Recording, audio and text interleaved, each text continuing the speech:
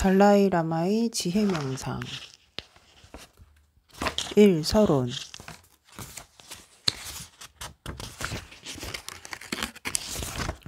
정정발심,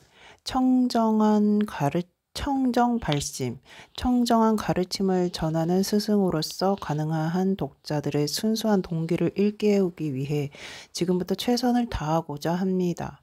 그러므로 깨달음을 구하는 제자의 입장에서는 가르침을 들을 때 신실한 마음의 선한 동기를 가지고 접근하는 것이 중요합니다. 부처님의 가르침을 따르는 이들이나 구경의 완전한 깨달음을 이루기 위해 부처님 법을 수행하는 이들이라면 따뜻한 마음을 가진 좋은 사람이 되겠다는 목표를 잃지 말아야 합니다. 이러한 목표는 자신의 노력이 헛된 것이 아님을 확신하게 하며 복덕의 자랑을 쌓고 주변을 긍정적인 기운으로 채워나가는 데 도움을 줍니다. 이제부터 가르침을 들으려는 이들은 먼저 불법성 삼보에 귀의하고 그런 다음 그 동기를 다시 확인해야 합니다. 구경의 완전한 깨달음을 향한 수행은 모든 중생들을 이롭게 하기 위한 이타적인 마음에서 이루어져야 하는 것입니다. 따라서 진심 어린 발보리심이 필요합니다. 삼보에 귀의하지 않은 수행은 불교의 수행이 될 수 없습니다. 또한 보리심이 없는 모든 중생들을 위한 깨달음을 얻을 수 없으며 보리심이 없는 모든 행위들은 대성불교의 실천 수행이 될 수 없습니다. 불교를 수행하지 않는 일부 독자들도 불교의 가르침에 진지한 관심을 보일 수 있습니다. 그들은 기독교와 같은 다른 종교적 배경을 가진 이들일 수도 있고 마음을 길들이고 전환하는 불교의 수행 방법에 관심을 가진 이들일 수도 있습니다. 이와 같이 불교를 수행하지 않은 독자들도 선한 마음과 선한 동기를 가져야 하는 것은 마찬가지입니다. 또한 이 책에서 자신에 맞는 특정한 수행법을 찾아 자신의 정서적인 삶을 풍요롭게 할 수 있다면 그렇게 하는 것이 좋습니다. 반면에 이 책을 통해 아무런 도움도 받지 못한다면 한편에 그냥 미루어 두어도 무방합니다. 개인적인 입장에서 보면 저는 부처님의 가르침 중에서도 특히 존재에 대한 깊은 본질과 자비심에 관심이 아주 많기 때문에 깊은 신심을 가지고 부처님 법에 헌신한 불교의 한 비구 승려일 뿐입니다. 그래서 부처님의 풍부한 정신적인 가르침을 다 대변할 능력은 없지만 저에게 주어진 역사적 책임을 다하기 위해 제가 가지고 있는 불교에 대한 이해를 가능한 많은 사람들과 나누기 위해 항상 노력합니다. 이 가르침을 듣는 많은 이들은 그들의 목표하는 대로 자신들의 마음을 전환하고 길들이는 방법을 찾게 될 것입니다. 스승이라면 가능한 자신이 가르치고 있는 주제에 대해 완전한 지식을 가지고 있는 것이 바람직합니다. 하지만 제 자신도 지금부터 제가 가르치려고 하는 주제에 대해 완전한 지식을 가지고 있다고 말하지 못합니다. 아직도 부족한 면이 너무나 많기 때문입니다. 그래도 이렇게 인연이 맺혀진 이상 할 수 있는 최선을 다해 부처님의 법의 깊이를 드러내고자 합니다. 우리가 공부하고자 하는 내용은 주로 공성의 교리에 관한 것입니다. 개인적으로 저는 공성의 철학에 대해 깊이 찬탄합니다.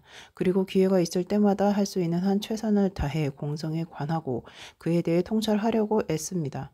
부족하지만 약간의 이해를 드러낼 수 있는 저의 작은 경험에 의하면 공성은 살아있는 철학이라는 것과 그에 대한 이해는 자신의 삶에 확실한 영향력을 미친다는 것입니다. 끊임없이 공성을 생각하기 때문에 정서적으로도 항상 연결되어 있다는 것을 느낍니다. 본문의 내용을 가르칠 수 있는 스승으로서 제가 가지고 있는 자격은 이 정도가 전부입니다.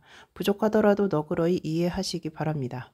지성과 신심, 불교에 대한 깊은 관심을 가지고 부처님의 풍요로운 가르침을 탐구하기 위해 정신적인 깨달음의 길에 이제 막 들어섰거나 이미 들어선 이들은 그저 그 길에 편승하기 위한 단순한 믿음만으로 모든 것을 받아들여서는 안 됩니다.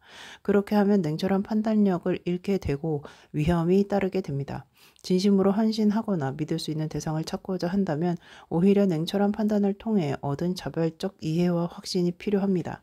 냉철한 판단과 분석적인 통찰의 결과로 깊은 확신을 얻으면 그때는 신심이 저절로 일어나게 되므로 결코 물러서지 않게 될 것입니다. 이성적 판단을 기반으로 형성된 신리와 신심은 아주 견고하고 믿을 만한 것입니다. 지성은 사용하지 않고 맹목적으로 부처님의 가르침을 믿고 따른다면 그것은 결국 스스로도 이해하지 못하는 불합리한 신앙이 되고 마는 것입니다. 중요한 것은 부처님의 가르침에 대한 개인적인 이해의 폭을 넓히는 것입니다. 2세기 인도 불교의 위대한 스승이셨던 나가르주나는 지성과 신심 둘 다가 우리의 정신적 발전을 위한 결정적인 요소이며 그 중에서도 신심이 근간이라고 말합니다. 하지만 그러한 신심이 정신적인 진보를 이루어낼 충분한 힘을 가지기 위해서는 깊은 통찰력을 더할 수 있는 지성의 힘이 필요하다고 강조합니다. 그렇다고 자신의 이해 수준을 단순한 지식의 차원에 머무르게 해서는 안 됩니다. 오히려 자신의 행동에 직접적인 영향을 미치도록 가슴속 깊이 마음에 스며들게 해야 합니다. 그렇지 않으면 자신의 불교 공부는 메마른 지식이 되어 자신의 태도나 행동 혹은 삶의 방식에 아무런 영향도 미치지 못하는 무의미한 일이 되고 말 것입니다. 근본 경전. 티베트 불교에서 현교 경전이나 밀교 경전과 같은 근본 경전들은 부처님의 말씀 그 자체와 같습니다. 이와 함께 티베트 대장경에는 인도의 학자들이 저술한 방대한 양의 논서들이 있습니다. 또한 티베트 불교 4대 종파에 속한 여러 위대한 스승들의 수많은 주석서들이 포함되어 있습니다.